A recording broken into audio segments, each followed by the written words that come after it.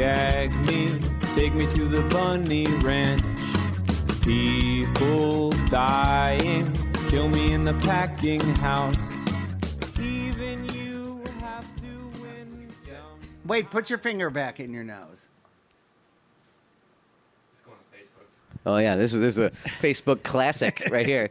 This is going on my Insta. Thank you. All right, no one wants coffee. Nothing like that. No, you gave me a cola already. Okay. Yeah. I know. I just like to, although you'll wake up with the cold. Yeah, that's the idea. Well, I'm not awake enough for you?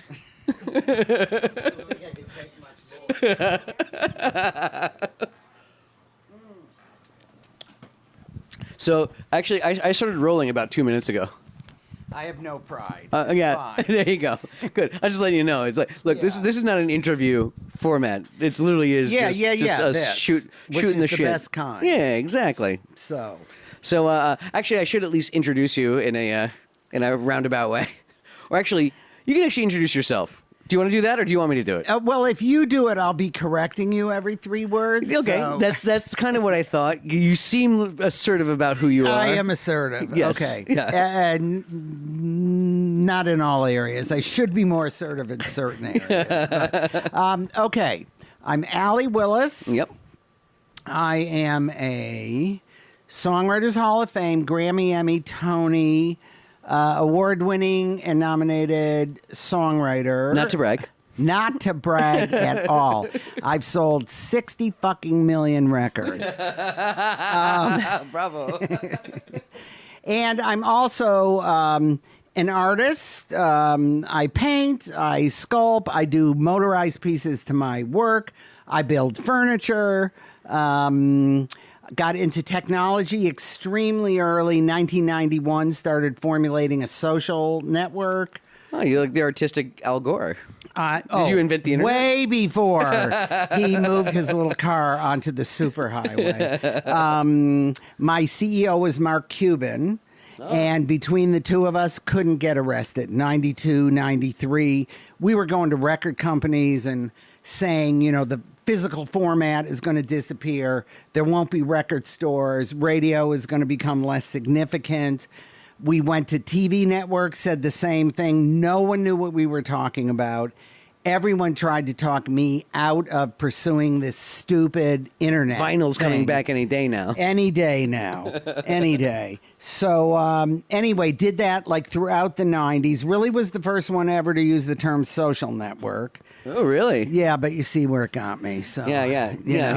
Aaron Sorkin, where's the check? Yeah. Exactly. Really? Oh, but don't start me on that topic. Don't start me on Aaron Sorkin. Stealing an idea, we're talking about Zuckerberg, no conscience about anything. The things that stopped us from forming a social network were, what about copyrights? How is someone going to get compensated? You should have not thought of that. Yeah, all kinds of legal issues like that. And he A, stole the idea, and then B, said, fuck you to everyone. Oh, you know what? And you know what? He's a billionaire and you're not. So. Exactly. No, exactly. But I have the morals. Yeah, there you go. So, exactly. And you live in comfortably. How far will that get me? Yeah, exactly. Well, you're living comfortably. You got a gorgeous house here. I just got a tour, nickel tour. Thank you. Yeah, it's very kitschy. Yes. I am always referred to as the queen of kitsch. Yes, I read that about you. I used to take offense at that because the collection started off really as serious stuff, like 1950s through 1970s. Modern atomic. Yeah, kind of retro or forward retro kind of thing. Yeah, before anyone was doing it. I mean, I started buying the stuff in the 60s. You have a museum, right? Well, this is the museum. Dig it. But the museum actually was just online, but everyone keeps calling this the Allee Willis Museum of Kitsch. But the official name of this house is actually Willis Wonderland, named after my second hit, Boogie Wonderland. Yes. So, I'm very familiar. Yes. I love that. I know. Yeah, no, I'm a fan. What do you Okay. think I've been doing all afternoon? You know, listen to a lot of Earth, Wind, and Fire. I must say you look very charming, and that headband is killing me. Thank you.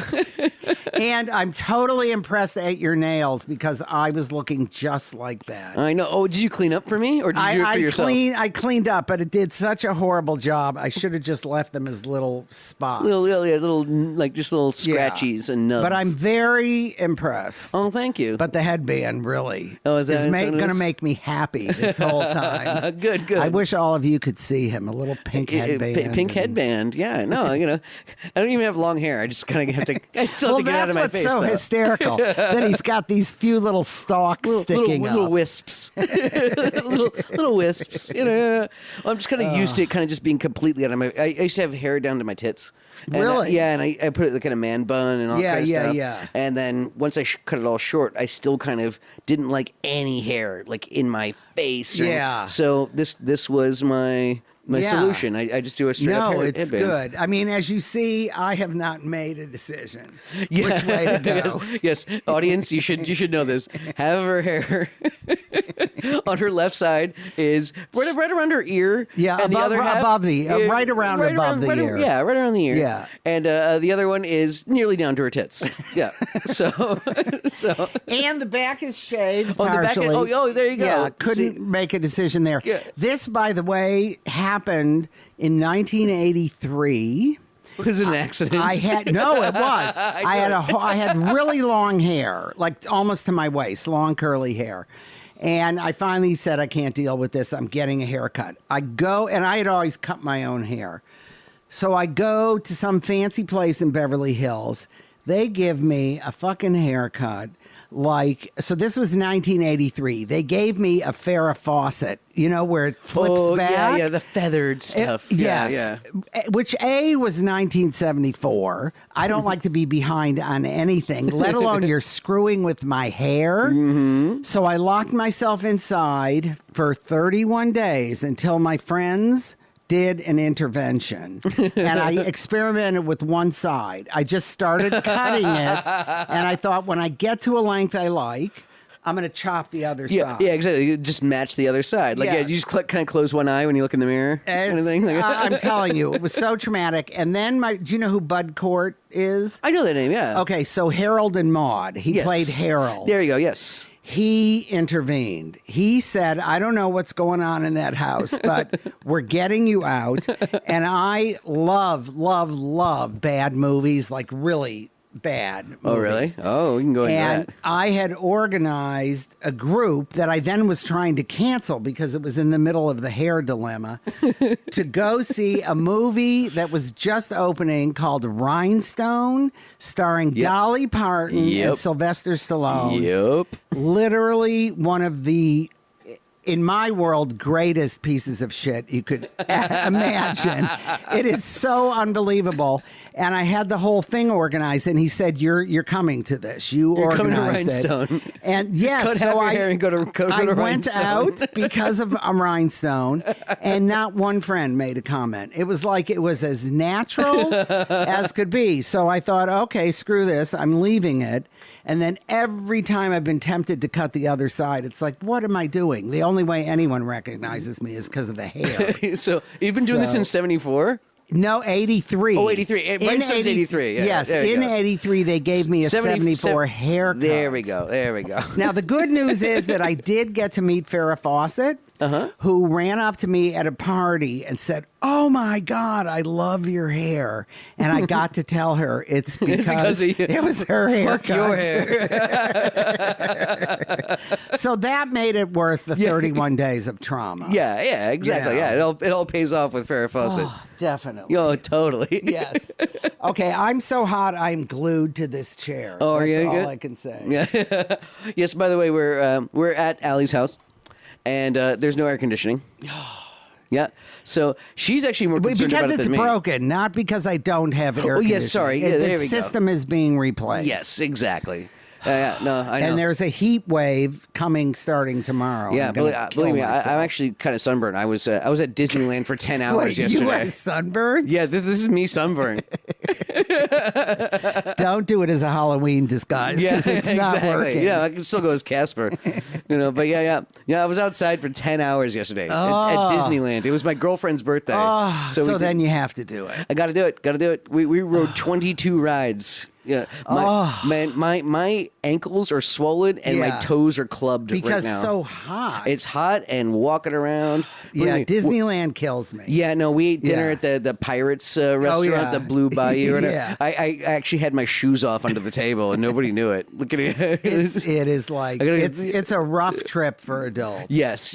Yeah. And not only that, it was like 9 adults. So it's even wrangling 9 worse. adults. Yeah. So you have to constantly look around, make sure everyone's together. Yeah. We made it happen. We actually had an excellent time. Well, girlfriend's birthday, you have no choice. Oh, yes. Yeah. Yes. It's got to be pulled off. Yeah. So, she had a good time. I got to hang out with all of her girlfriends without their boyfriends. Oh, that's good. Yeah. That's good. Yeah, but then it's also, I'm hearing them talking about, their, not just their cycles, but also like pooping and shit like that. Like it's kind of just like I was just in the bathroom and these girls were talking. And I was like, oh yeah, you guys have no idea what goes on in the female world. Chicks are crass, man.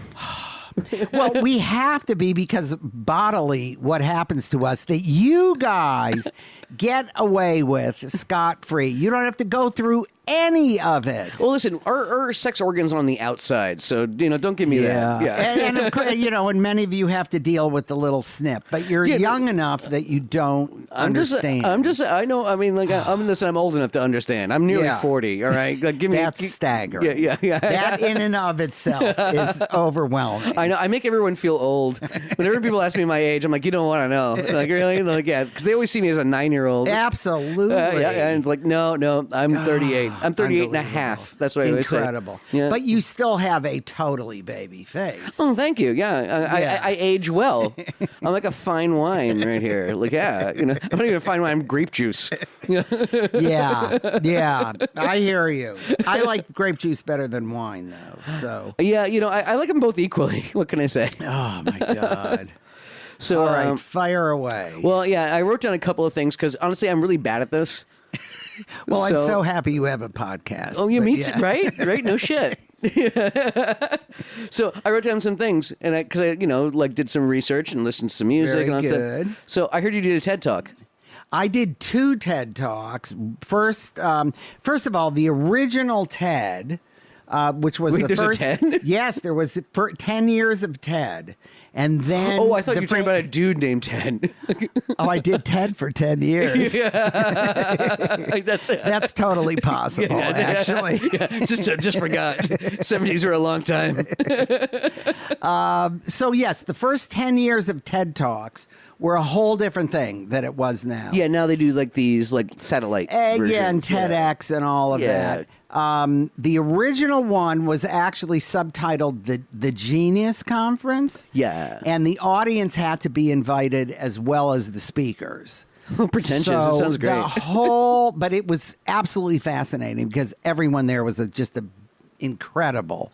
So I did the first one in either 94 or 95. First one for me. And then I did one in 97.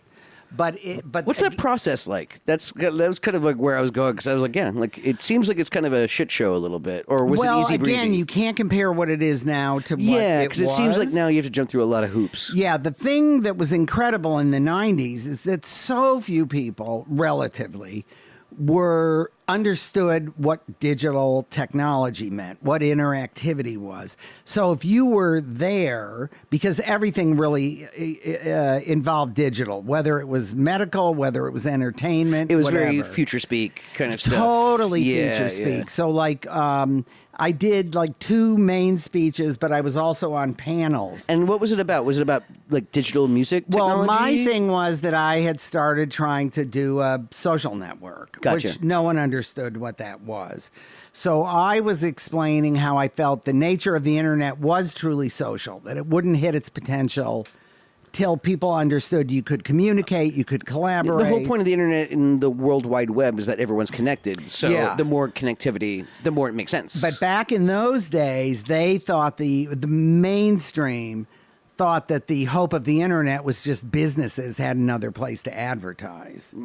So, it was everyone was trying to monetize it. Yeah, it wasn't like a popular thing to say, no, this is social in nature.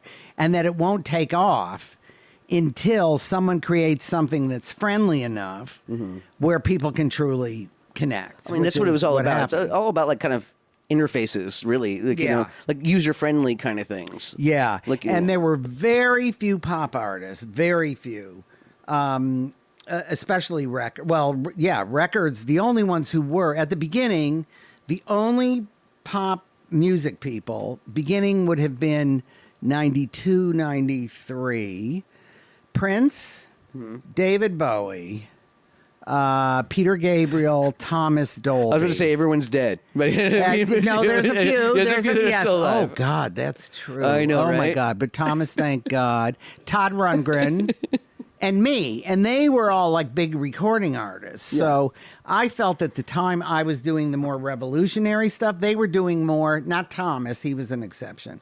More like CD-ROMs. So all of a sudden you could read someone's bio and you could see the lyrics. And, where mine was all this ethereal, no, we're going to be collected and connected in this big, like, cloud-like thing. Yeah, and then we could all just click on it and get your songs. Like, and that it would truly be a place where people lived. That's what was so controversial about what I was saying. But it is. I spend more time online than in physical space. Yeah, I spend more time online than I talk to my mother and the rest of my family combined. Yes, yeah. So, but we were, we were too early. But I love that I can say that Mark was the CEO because then they know, okay, she was not full of shit. This was like the real thing. They were just too early. Yeah. Yeah. And his theory was never put your own money into it. My theory, unfortunately, still is, which is why I relate to you being a bad business person. Thank you. Wait. Who said I was a bad business person? No, that you get a little help. Yes. That it helps. Listen, I am financing my own company. No, yes. I am a bad business person because I finance all of it. So it leaves me in an eternal 21-year-old broke state. But it keeps me fresh. Yeah. And listen, I have freedom. You always got the kicks from the residuals and all that kind of stuff too. Yeah, and I it's have always been nice to blessed with a couple songs that you could beat them to death. They will still not go away. Right? Honestly, they are catchy earworms. Oh my God. Yeah. No, I'm actually hearing it right now. Good. Yeah. I'm actually not listening to you. This is actually some Earth, Wind, and Fire in my earbud right here. Well, and some of the songs I didn't want to, like the Friends theme. Yes, which by the way, audience, like this is the lady that wrote the Friends theme. Yes, like yes, but the Rembrandts. But no one connected to that song wanted anything to do with it. They weren't going to have a theme song because no one thought the show was going to be a hit. And I was in the midst of all this internet stuff. I was trying to get out of my publishing deal because I wasn't interested in doing anything linear anymore. And every time I thought I had fulfilled my quota, they would say, well, you may have written this with one person, but there's 10 people in the group. So all the names, everyone's like getting a cut. So it finally got down to I owed a seventh of a song. And they called me up. They said, there's this TV show, not going to be a hit. If, the music has been started, if you come into it, you will be out of your deal. So very reluctantly, you do the lyrics? I did the lyrics. Usually I write both music and lyrics. Yeah, gotcha. I was going to go there. Yeah. I would do anything to get out of the deal. I didn't do the claps. Oh, damn. I did. That happened while they were recording. I'm pretty sure that was my co-writer, Michael Skloff. But so we wrote this theme, and I was like, thank God I never have to write music again. Last thing I ever thought would be a hit, either the show or the record.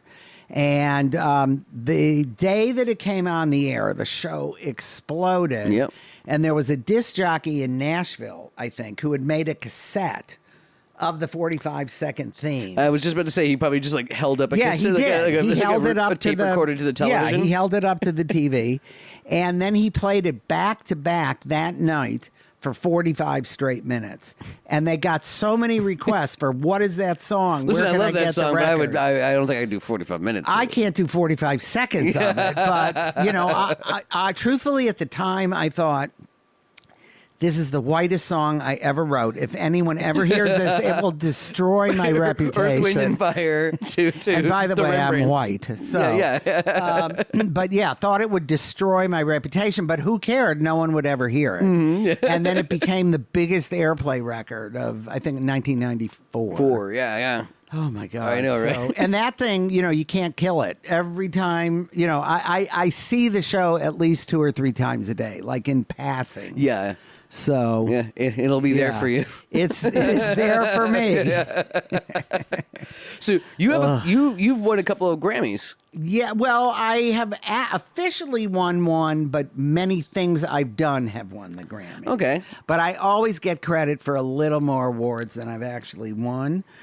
First one was for the soundtrack for Beverly Hills Cop. Yeah, the Neutron Dance. Yeah, it's a red song. Yeah, Pointer Sisters Yep. and Stirred Up, Patti LaBelle. Nice. Who I just hung the phone up with when you got here. Oh, you hear that, Patty? She Suck it. She was the first artist. My year was 1978 when people started noticing me, and she was the first to like kind of regularly start doing my songs.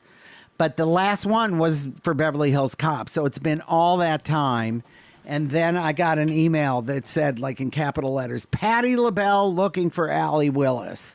So I actually spent the last like few weeks writing some stuff, which was great because sentimentally for me, you know, she's the one. Yeah, it's a throwback. And I'll just tell you 2 little things about that.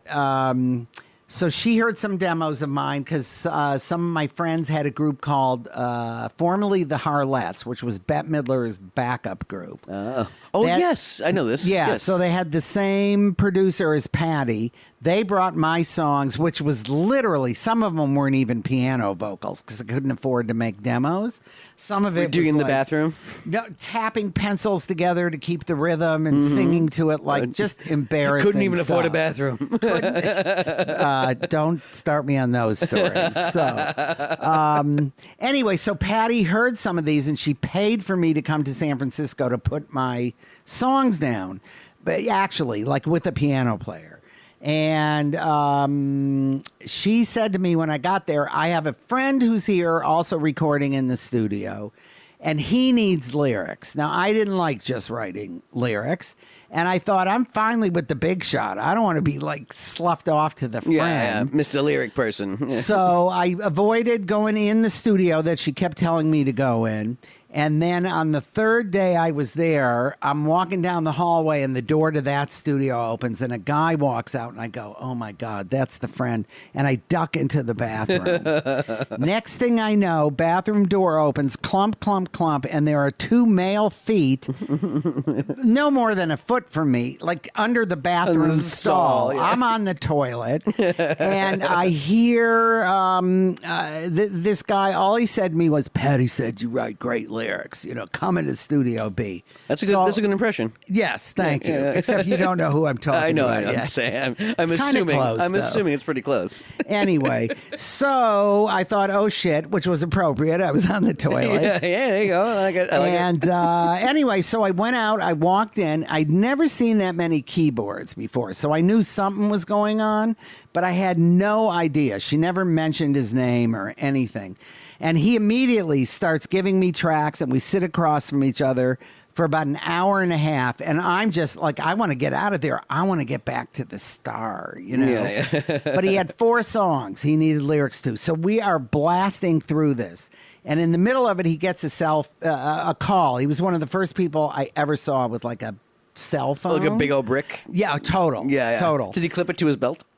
I don't remember that. I remember people who did that. That was amazing. Yeah, and it would pull the pants the whole down. pants Yeah, would be horrible. down. They just try to have it like a Horrible. gunslinger. Like, phew. Well, this was early. It was really early.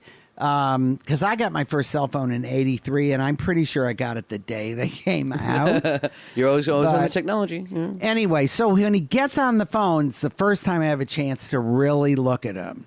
And I go, holy shit, it's Herbie Hancock, which I had no idea about. So I ended up writing about a third of his album. Amazing. Patty started regularly doing the stuff. So between Patty, Herbie, and a friend of mine sleeping with someone in Earth, Wind, and Fire, who then told them about me, it led to Earth, Wind, and You don't Fire. sleep your way to the top. You make your friends sleep their way to the top. I do not have to do that. My friends do. And that's happened. Sleeping way to the top by association. It's happened quite a few times. I am so thankful for all my friends' sex lives. It's exactly. incredible. But anyway, and that's how it happened. So at the beginning of 1978, I was on food stamps. I was getting, Medi-Cal, which was California Medical Assistance. And by the end of the year, I'd sold 10 million records. But I still was on the food stamps and the medical assistance because the money is so delayed. Yeah, yeah. So sucking on the government's teat. Yeah. Well, yeah. So and a bunch of the red tape of the record industry. So it's a little. God. Well, that's choking. Yes. Yes. The sucking is, Yeah, the sucking and choking. Yes. At the same time. And choking. Maybe that was with the 10 years with Ted. I know. Yeah. I should call my girlfriend. Have you heard about the sucking and choking thing? This is great. Guess what I learned today? Oh my God. But you physically own a Grammy? Yes, I can tour you with the awards. Where do you keep it? I never used to keep it anywhere, and in fact, it used to be a very ugly award. Then so many people complained about the ugliness. It turned into what it is today, which is larger. The gramophone thing. It was always a gramophone, but the bottom of it was this distressed, which I'll show you. Like it had these black lines through it. It looked like a cheap bubblegum toy. And that's the one you have? And that's the one that I have. Would you have it any other way? No. Yeah, exactly. No, yeah. But when they send you the award, because you don't get it at the thing, you get to hold it, and then as soon as you're off stage, your name's not on the plate. Yeah, or anything. they take it back. Yeah, they pretty much just have one that they keep on. But when they send it to you, the horn, the gramophone part, isn't attached. Like you literally have to screw your own award together, and the nameplate had double stick tape on it. Oh, fucking shit. Yes. So I thought I videoed myself opening it, so I do have proof of this. And it's like, this is the cheapest piece of shit award. And so I used to joke that it looked more like a pencil sharpener. Yeah. So I actually drilled a hole in the back and inserted pencils in there.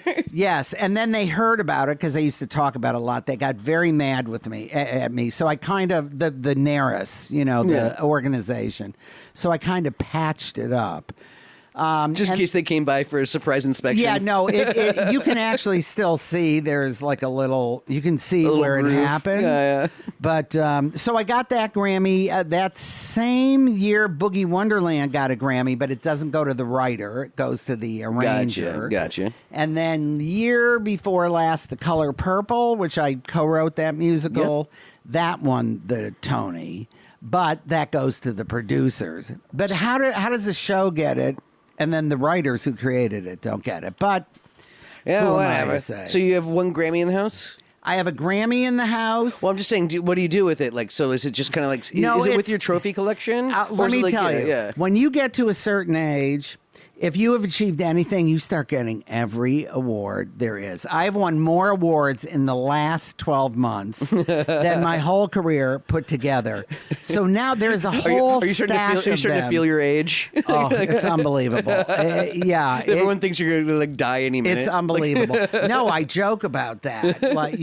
But I'm getting things as obscure now as most distinguished alumni from my sorority. I'm going back in about 3 weeks I went to University of Wisconsin. I was a journalism major. Go Badgers. Yes, good for you. I know what's up. All right. So so I'm getting most distinguished alumni from the university, and then I go straight to Detroit, where I'm from, and I get the very first Legends Award from my high school. And a lot of people came out of my high school.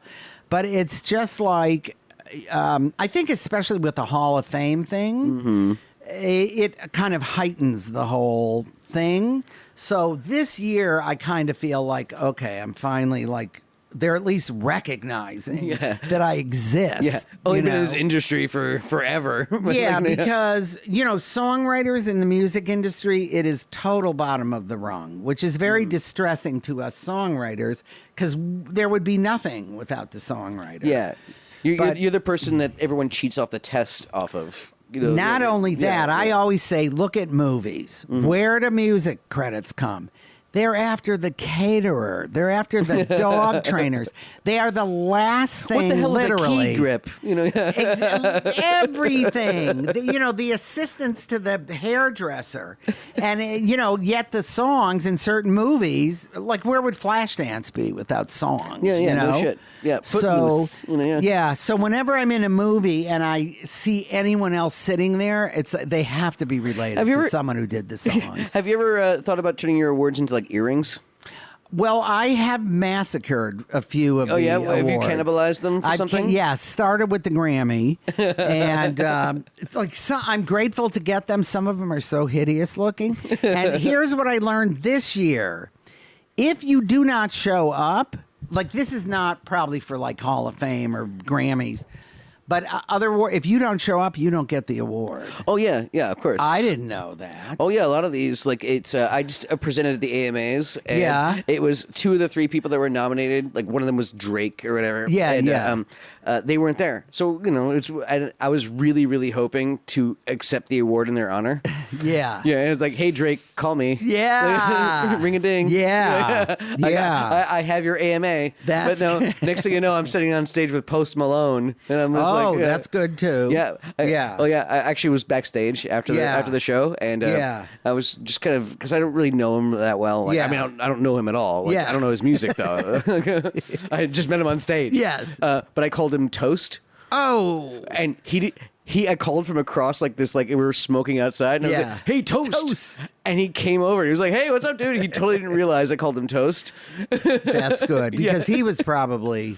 He had different sippy cups in his hand all night long. It was like, he was going for it. Incredible. But also, he showed up, so he won like 12 awards. That's the thing. If you don't win, you don't get the award. Yeah. That's how everyone got Cable Ace awards in the 80s. I have a Cable Ace. I have it. It's there. Amazing. I have. It was for an HBO thing. It's shaped like a spade. Yes. Yeah, like a teardrop. I have or one out in the dining room. I have to see your Cable Ace. Actually, I'm more impressed by that than the Grammy. No, I have a Cable Ace. No, there's quite a variety of them. And then come in like plate form. Like, I've only gotten one of those and it broke immediately. Yes, exactly. It's like, where the fuck am I supposed to put a goddamn plate? No, give me something that stands up. It takes a relatively small amount of real something I can estate. put on a shelf that's like, doesn't need a thing to stand up. Yeah. A third party. I don't like those. Yeah. At all. Yeah. So, I mean, I don't mind awards that I can eat off of, though. Well, I didn't think about that. That's practical. Yeah, it's a practical I'm not a nature. homemaker, so it's pretty much paper plates all the way. Like just awards that are like silverware. It's just like a fork, a knife, a spoon. Like just like it is a functionality. Wouldn't it be great if it was practical? Yeah, like exactly. a shirt. Yes, but it was exactly. something. Like at least like in hockey, you get the Stanley Cup. People can drink out of a gigantic cup. Well, those are the sports awards are heavy duty. Yes. They're not like 8 inches tall. Like But what yeah, the but music at least stuff like I is. said, the Stanley Cup has a functionality to it. Like but then you have to give it back. I know, but That's still, not still, you fun. could actually drink it out of it, though. That's Or do anything. I could make soup out of it, like with it. If I knew I had to give an award back, I'd be doing a lot of things. Yes, that thing would smell very different when I gave that back. Oh my God! I did have an amazing thing though happen at the Tonys. And I shouldn't be saying this in public because I will never give this back. So we're on stage. Did you steal a Tony? Well, I stole something having to do with it. There we go. Go on. So we're on stage. And, Broadway show, a lot of people involved. So there's easily 30, 40 people on stage. And so Oprah is one of the producers. So as we, they make the speech, which was the head producer and Oprah. And everyone starts to walk out, and I'm directly behind Oprah. And you know when you read the award, you know there's this card thing, and it's got the nominees, and then you open it up and said, and the winner is The Color Purple. So the girl who's like, you know, those little girls that they have on stage who kind of then they hand the awards. They're the escorts. Yes, or something. yeah. So she's standing there and she's waiting for Oprah, obviously, and she has this card, which is a substantial size and it's very thick. And she goes to hand it to Oprah. Oprah's talking. So I go like this, like a snake.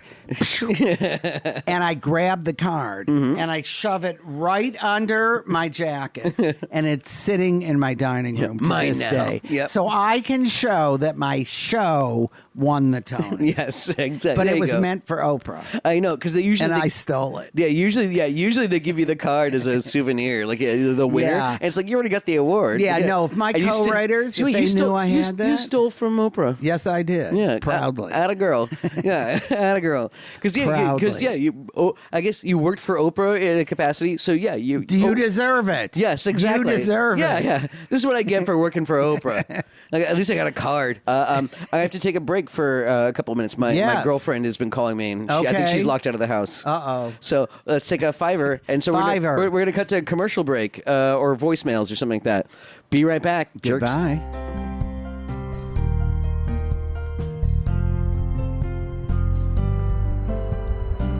Hello and welcome to Meditation Minute. I'm your guide, Louis Prada. I normally begin by asking you to take a journey with me, but you already are if you're listening to me right now. See, I'm recording this impromptu episode in my car while stuck in heavy traffic. I thought this would be the perfect time to teach you how to reach and maintain serenity even under the most stressful... Can you fucking move your car? Go! Stop looking at your phone! Go! I'm sorry. As I was saying, I thought this would be the perfect time to teach you how to reach and maintain serenity even under the most stressful Motherfucker, see what happens if you don't stop riding my ass. I'm going to stop short, hold my neck, then bleed your ass of every penny you've got, Mr. I drive a Tesla. I'm so sorry. Again, as I was saying, this is the perfect time to teach you how to reach serenity. Oh, look at this asshole. Look at this asshole. Hey, asshole. Pay more attention to the road and less to your phone. No one wants to talk to your stupid ass anyway. Hey, you talking to me, bro? Yeah, you're damn right I'm talking to you. Oh, okay. Oh, God, he's coming over here. Oh, he's enormous. Oh, he's like 4 meters tall and 8 wide. Oh God. Okay. Just hi. Hello, sir. Bro, let me talk to you, bro. I'm all ears, sir. I've had a super chill day, bro. I don't want to spoil it by going to jail for beating the shit out of you. Understood, bro? Very much understood. Yes, sir. Good, bro. Now apologize, bro. Okay, but do you think that maybe this would be the perfect time to teach you how to reach and maintain serenity even under the most stressful circumstances? Apologize, bro. I'm sorry. I won't do it again. That's what I thought, bro. Now get the fuck out of here before I beat your dumb ass. Yes, sir. Right away.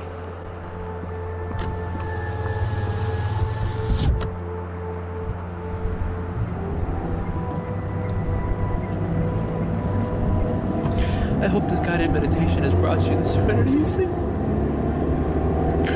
My name is Louis Prada, and this has been Meditation Minute. Namaste.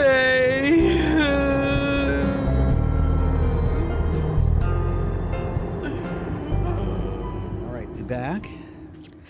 And we're back. And we're back. And we're back. So I have it in my notes because I read your bio. Yes. And it said you're a renowned party host. Absolute number one skill. Number one skill? Number one skill. And I'm so happy to have met you because you are definitely on the list. Oh, now. fantastic. All right. I'm actually a great guest. Now, I can imagine. Yeah.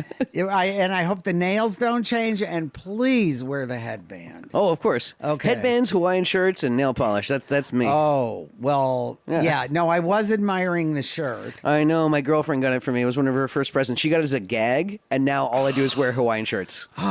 Yeah. No, it's great. And I only wear like vintage or in the style of. So I definitely approve of the shirt. Do you know about Weird Al Yankovic's collection? I am very good friends with him. I just had him on the podcast last week. So I heard. Yeah. Yeah. Love him. He is a party regular. Nice. Yeah, he's party he's such a sweetheart. Really sweet. Yeah.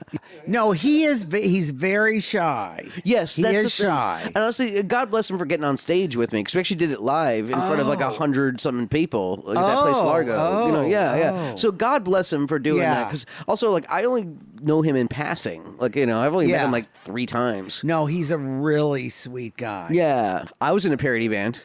Really? Yes, I was in the Pizza Underground. Oh my God! It's who knew this? Velvet Underground songs about pizza. Oh God! Yes, like instead of waiting for the man, it was waiting for the delivery man. Oh my God! Yeah. Oh yeah. No. It's wow. Pizza says. How long? How long did you do that? For a year and a half. Holy moly! I know. I should send you my stuff. Yeah. Honestly, please do. Honestly, you would actually. I'm going to make you perform it at a party. Yes. I actually I can throw it your way. Okay. It's our unreleased Pizza Underground album. I would be proud to receive it. All right. Cool. Yeah. Yeah, I can crush it. Oh my God! Yeah. But my parties, here's the thing: as a songwriter, just a songwriter, I was very frustrated because I was very visual, and in the '80s, it was, and I'm sure before, but for me, the '80s, it was not encouraged at all that you would be a multimedia artist. Like if you were primarily a songwriter, stay in your box. But you also painted, you would never be referred to, even if your art was the most brilliant thing in the world, you would always be a songwriter who also painted. Yeah. And the only artists that could kind of get past that hump were massive. Prince, Madonna, Bowie, yeah. Otherwise, if you were, down in the bottom somewhere, that you were never going to get recognized for it.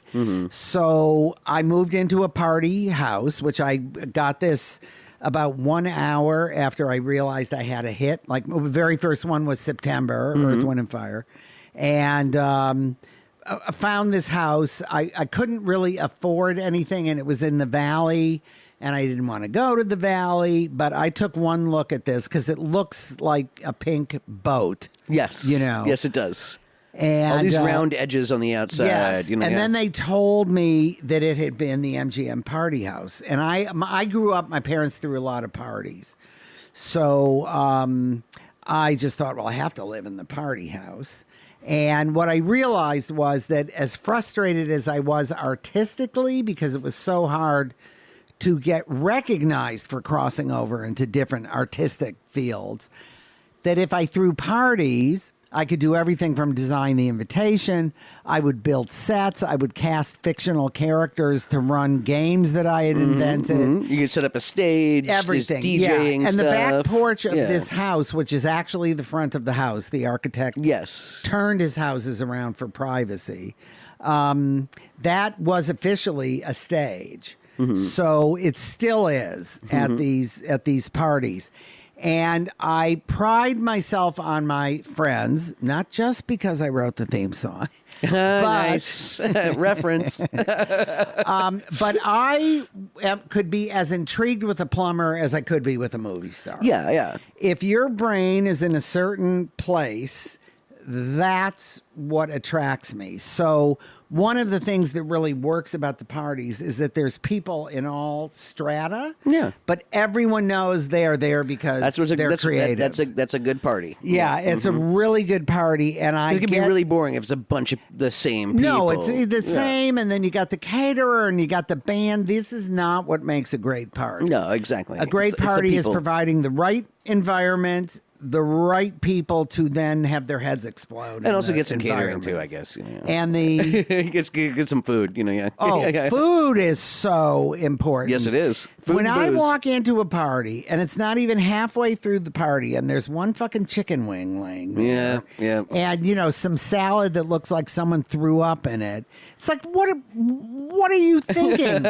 Food. Yep. So I do gluttonous amounts. I always have so much left over during my soirees. No, I do too, and I give people literally doggy bags Yes, to take. it's like take home. the sushi. It's not going to be good in 2 hours. All right. So, But yeah, gluttony. yes, Gluttony, and the key for me always candy.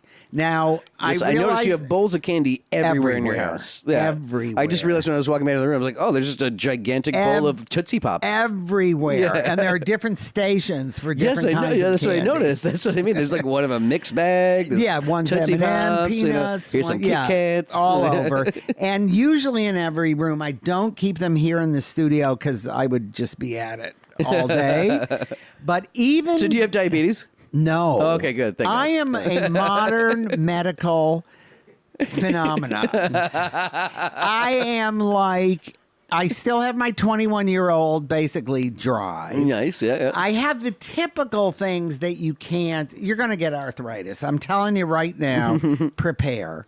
And especially in this generation with all the hand stuff, our thumbs were not made to text. And yes, exactly. Yeah. Exactly. And that particular habit, you may, oh God, you may as well be sending out a gold invitation, solid gold to arthritis. Yeah. It is coming, and no one escapes it. Oh my! What did you just do? Holy! I'm cracking my knuckles for even more than I used to do. But so that kind see of my stuff. toes, juice. No, and the hip's gonna go, and the knee's gonna go, and Can't wait. I was someone who would run into walls. I was just wild. Yeah, I was going to ask, what's it like to be 71? You know? It is mind-boggling. Yeah. Mind-boggling because it only dawned on me maybe 10 years ago that I wasn't the youngest in the room. Yeah. And I work regularly with like 20-year-olds.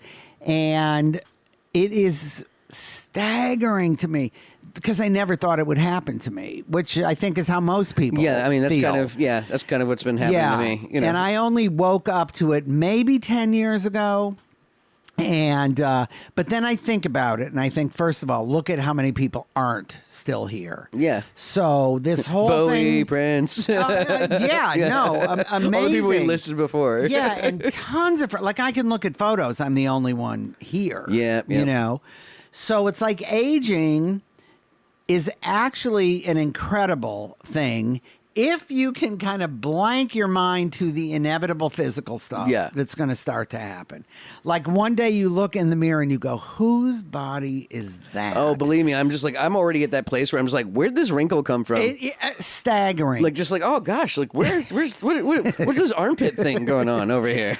But I decided early on, because I would watch my friends, especially the movie star ones, tormented. They hit 40 and life was over. Oh, goodness. And I thought, this is not the way to live. And listen, if you're in show business long enough, either you turn into an asshole or you go crazy. I mean, that's usually true. That's or usually you the become consensus. iconic, one of them. Well, yeah, but even the But iconic everyone ones... has the same underlying thing of you cannot believe that it's not you. I'm someone who archives so much, so I constantly live with my 20-year-old self, 30-year-old, 40. Yeah.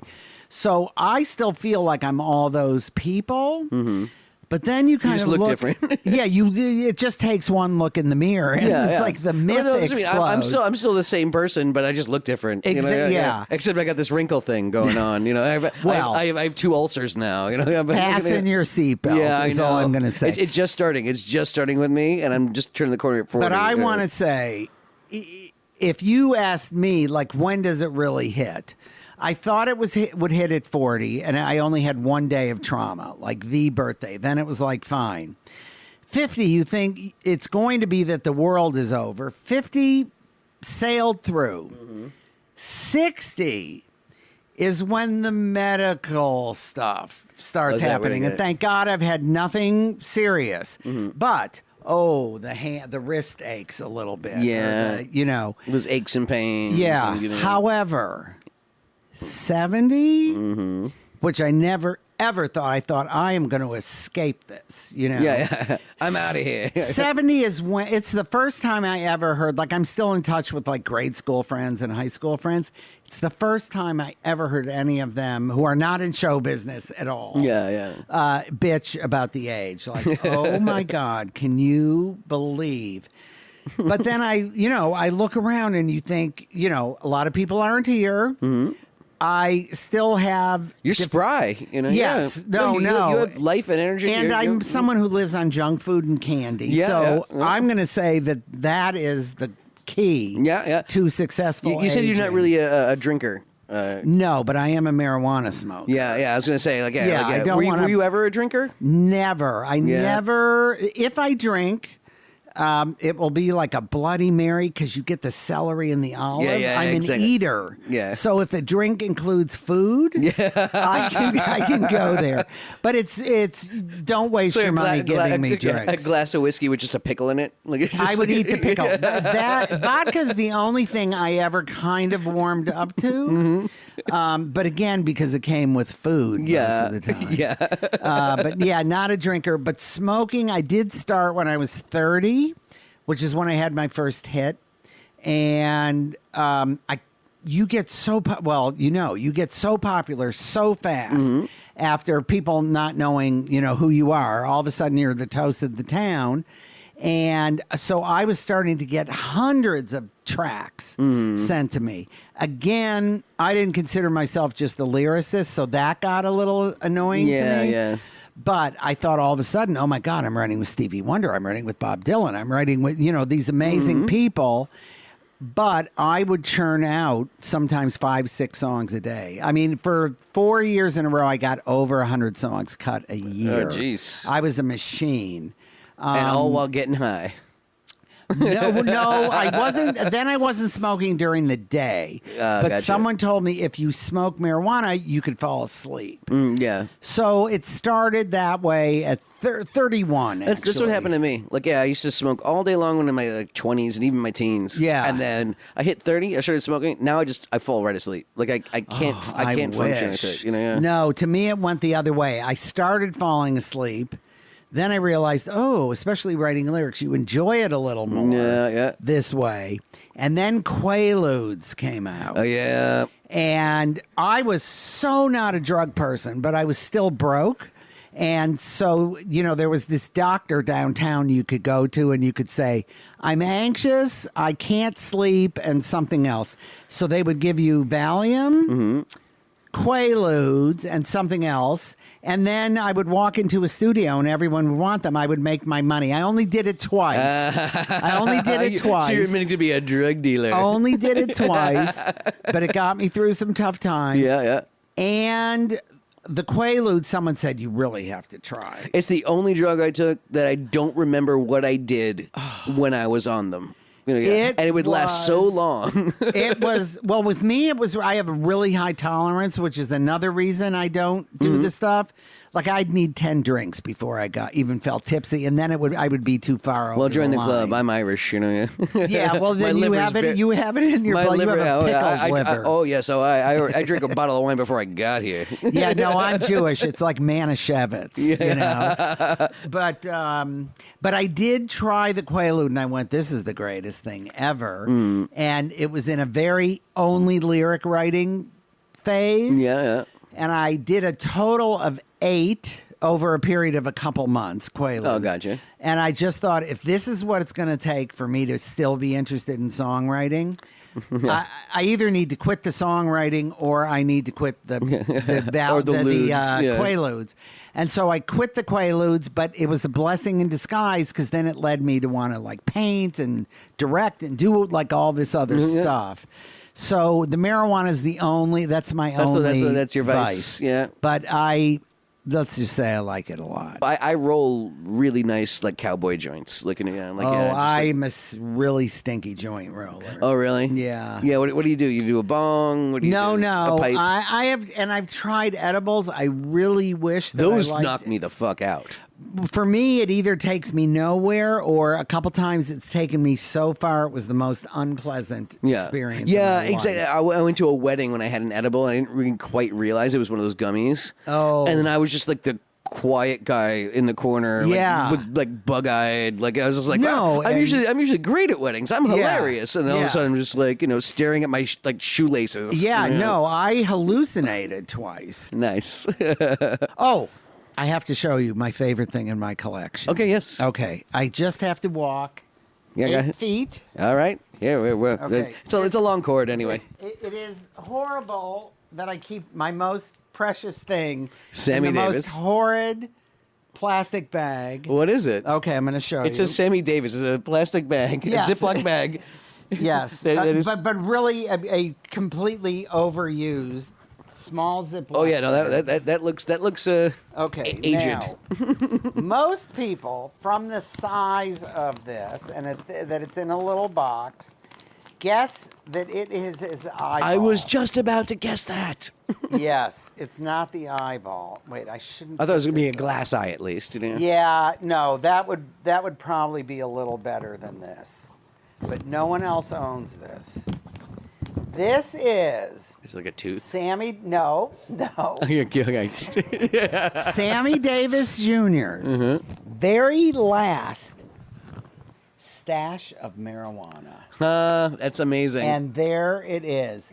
Kind of no smell anymore. Yeah, it has virtually no smell. It looks like oregano. Yeah, but look, lots of stems and seeds. Yeah, that's from the era. And so this was in the official. Oh, I did that once. I almost had a heart attack. Yeah, it's like the Woody Allen, Eddie Hall, sneezing on the cocaine. Sneezes. Yes. So a friend of mine at the all his estate was auctioned off at Butterfield and Butterfield, and my friend bought his drum kit. It says Sammy Davis Jr. in it, and listed in the catalog was Sammy Davis Jr.'s drums and last stash of marijuana. He used to keep it in the kick drum. Yeah. He would hide it. That's a good place to stash it. Yeah. So they do not smoke, and I do. And so they gave it to you? To me. That's so cool. So this is my favorite thing, and I owned hundreds of thousands of pop culture memorabilia artifacts. But the fact that no one else has this. Yeah, that's pretty rad. And I was lucky enough to be invited to his house once. Okay, I'm going to tell you one story. This is kind of my favorite show business story. And I'm going to be very brief with it. Don't no one touch that. Yeah. Oh, God. Watch the cats come and get it. Yeah, exactly. Okay. Yeah. You think it's Nip, So when my Earth, Wind, and Fire stuff first came out, Sammy Davis Jr., huge Earth, Wind, and Fire fan. And Boogie Wonderland came right on the tail of September, and I had written 3/4 of the album that Boogie Wonderland was on. So one of my friend's mothers was the Davises' interior designer, did their whole house. Oh, yeah. So she Sammy Davis to me as a Kitsch lover. I mean, the man was truly talented, but as a Kitsch lover, I was in ecstasy over him. The Candy Man. Looking at. Oh God, the Candy Man. I hated it at the time. I know, but now I literally include it in my live shows now and do sing-alongs to it. It is so genius. Anyway, I get invited over to a barbecue, small, maybe 15 people, and where he was, they had a 30-foot L-shaped Gucci couch, like an L-shaped, 15 feet Gucci couch. And right at the end, there were these glass doors, and they opened right up to the pool. Everyone's in the pool. Would not get into a bathing suit. And the only other person who wasn't was maybe 4 feet away from me on the Gucci couch, Elizabeth Taylor. Eating, she was at her absolute most grotesque, and she was eating barbecue spare ribs, and so had sauce just completely smeared all over her face. And I wouldn't get into the bathing suit. B, are you kidding? I'm next to like Elizabeth Taylor sucking ribs down. I'm not leaving. I'm not leaving this. I need to see this. So I'm like watching everyone frolic in the pool. I'm hearing like these slurping and sucking sounds. Like I was kind of scared to look over, but I was aware of the presence. And I'm just kind of daydreaming. I'd never been to a Hollywood party before, so this was like ecstasy, surreal, like unbelievable. I would have been 31, I guess. And the next thing I know, it was like whoosh in front of my face. I didn't realize what it was. Something flew by me. And I first of all, I look down and I've got a wet foot, a tiny wet foot in my lap. Mm-hmm. And I look over and there's Sammy Davis Jr. stretched with foot in my lap, holding Elizabeth Taylor with his fist down her throat. And she had obviously swallowed the rib bone. She was choking on a goddamn rib bone. Yes. Oy. So he is literally fist fucking her in the mouth, like in and out, in and out. I'm the only one who realizes what's going on. Everyone's frolicking in the pool. And all of a sudden, he gets the rib and he holds it up like an Olympic medal. But it was done with such precision, there was no way this was not a regular occurrence. Yeah, yeah. It's like he had it down.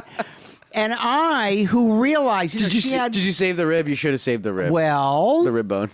As we're leaving, I say to my friend, I'm with my friend and the mom, and I say to them, excuse me. And my friend knew what I was doing. So she follows me into the kitchen, and I'm going through the garbage. I'm going to find that rib bone. If it is the last thing I do.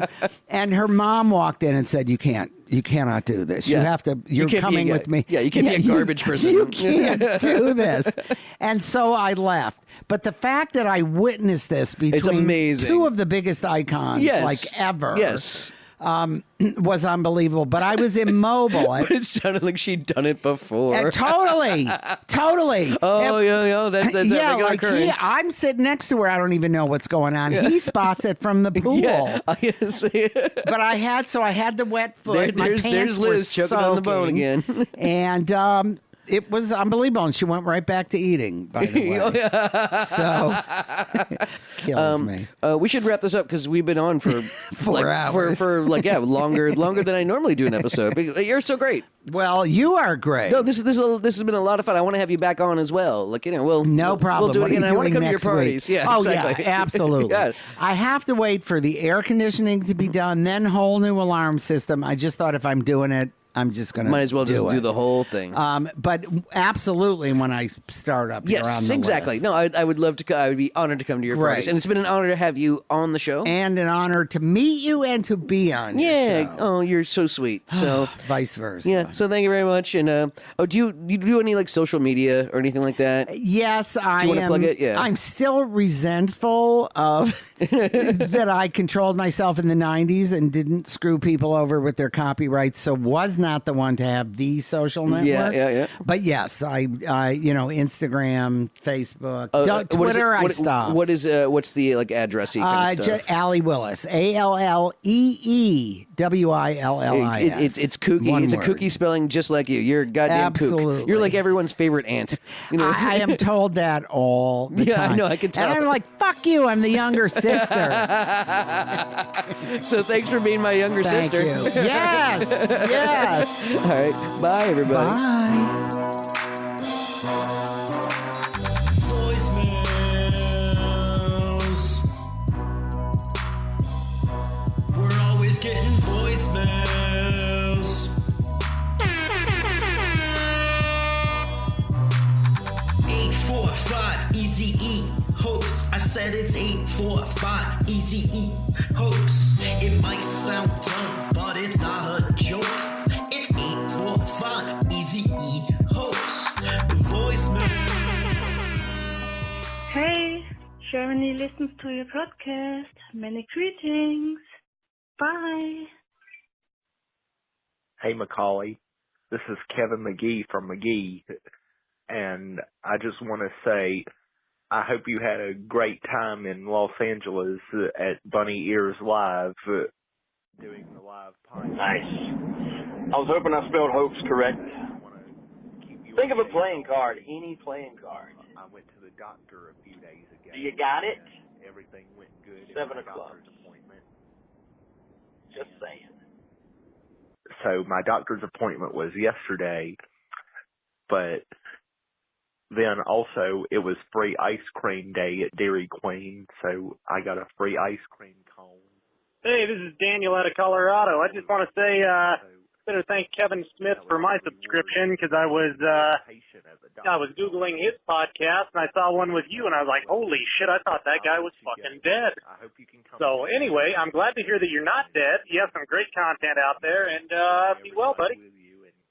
You know, maybe me and you, we can go out to Zips and get a Zip burger. Just be sure you bring money with you. The Zip burger and battered fries cost $8.73. My name's Michael Gibbons, and I'm going to be a father. Most likely within the summer of 2019. Okay, well, I'll let you go. Bye. Find me, gag me, take me to the bunny ranch.